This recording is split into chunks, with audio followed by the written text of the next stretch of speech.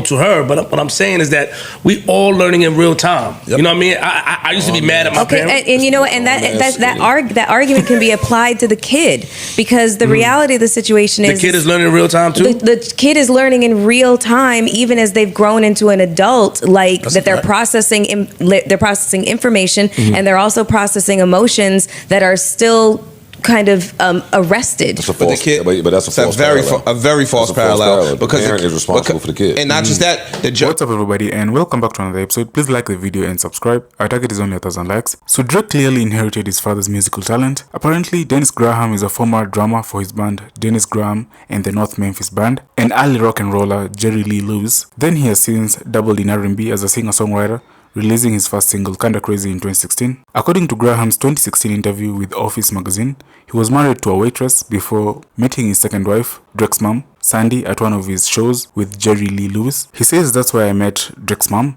I was at the bar asking the bartender where I could find cigarettes. Then Drake's mom, Sandy, said, 'Here, have one of mine.' And that was it. They tied the knot in 1985. They had Drake the following year. Drake's parents split up not long after, and Sandy was given full custody of her son in 1991. I want to ask Mel, because I was in the back, I heard your view on this. How did you feel about Logic and his dad on when they did that shit? I didn't see enough of it to be able to comment. Embarrassing. What can you give me like a brief overview?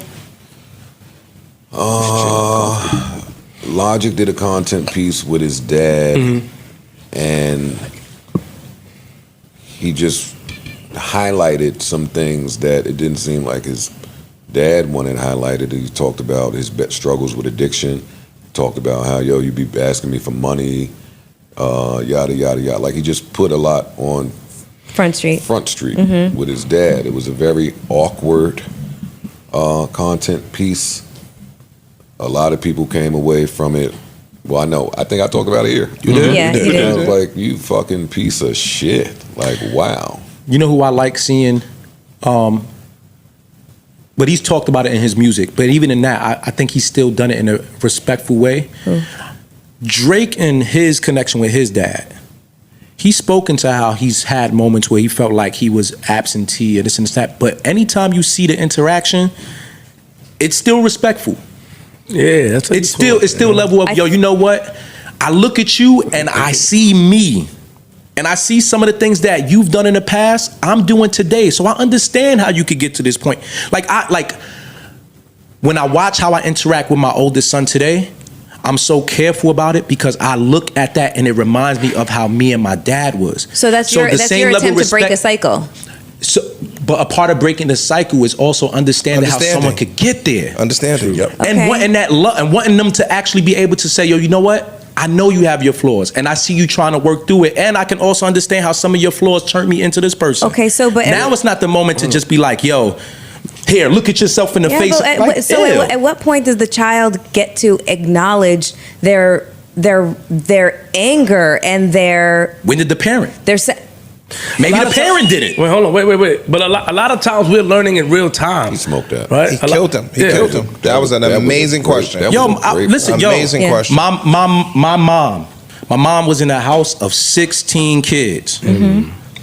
Grandfather was a tough military Freemason nigga. He locked up the refrigerator at 8 o'clock. If you made food, everybody eat it. If you don't eat it, you ain't getting up.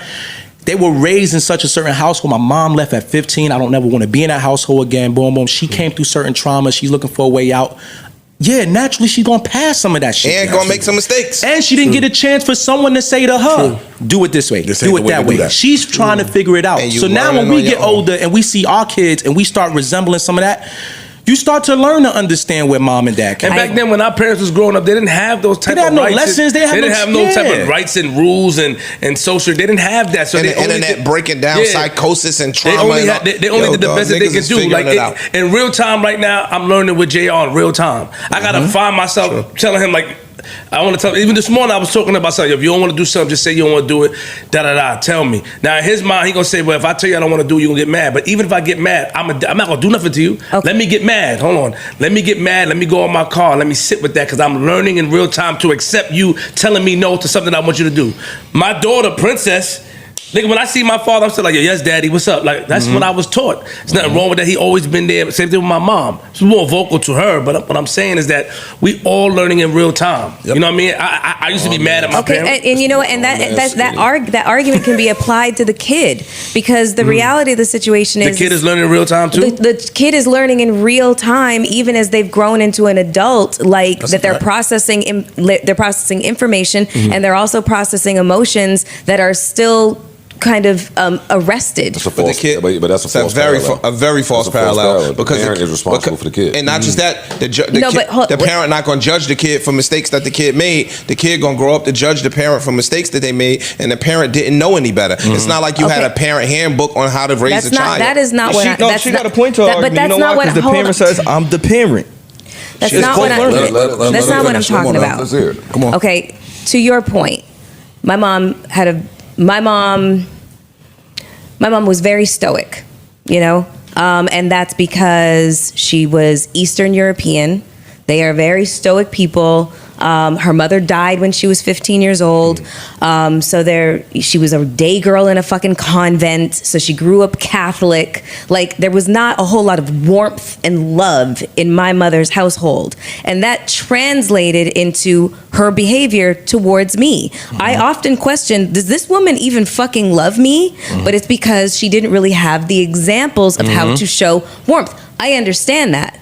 There is a very big difference between that and what we're talking about with Gerard Carmichael's father, because I see parallels in his father and my father. And there is a point in which you are an adult, and yeah, you might not have been shown the right way, but then there's a point in which you are an adult and you know the difference between right and fucking wrong, and you're just a selfish fuck. There's a difference between those two things. Right. And that is what Gerard was trying to communicate to his father, the hurt that was caused by his by his abandonment of his family when he was cheating on his mom and having other, children outside of the marriage. How dare he, though? Stop, wait, let him finish, E.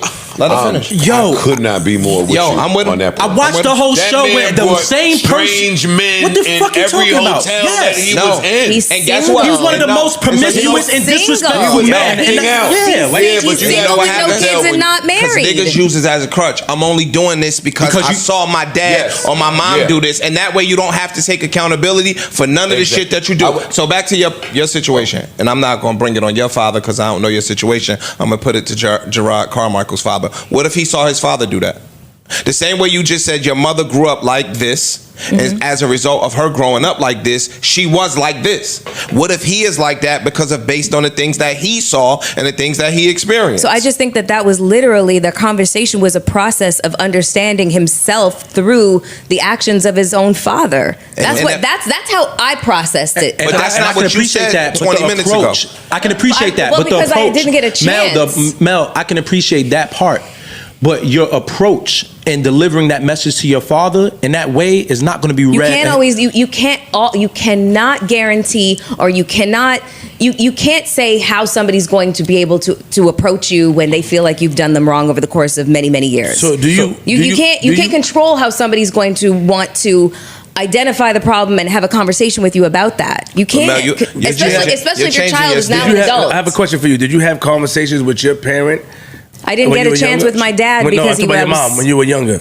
Did she? No, because I was just angry. So to both y'all, I was just angry, and so that's what I'm saying is I relate to the fact that he might have arrested development in terms of his emotions, and he might still have the anger inside of him that he had when he was an 8-year-old boy and a 15-year-old boy, and he has not worked through this. But you wouldn't have done that. But you wouldn't have done that, would you? Can I ask you something? I was a fucking bitch to my mom. Can I ask you something? If it's too personal a question, you don't have to answer it. But you was just speaking about.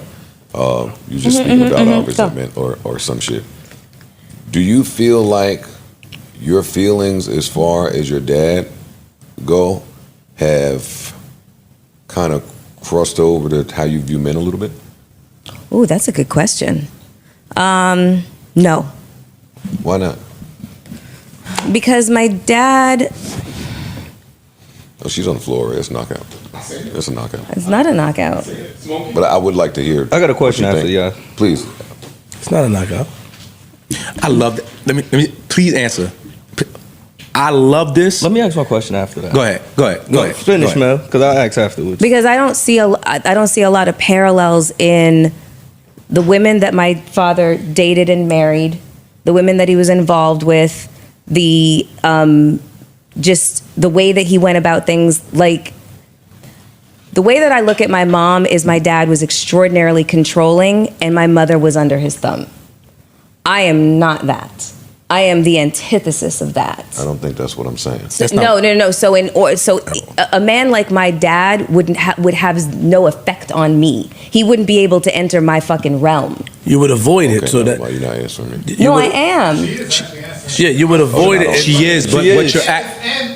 Yes. So you asked if my father's behavior reflects how I view men in general, and you want to avoid it. You want to avoid it. So no, because that man would never know. Because you would avoid it. So the answer is all right. You would avoid it. Yeah. So to you, she may not be there yet, but the answer is yes. So to you and Ish,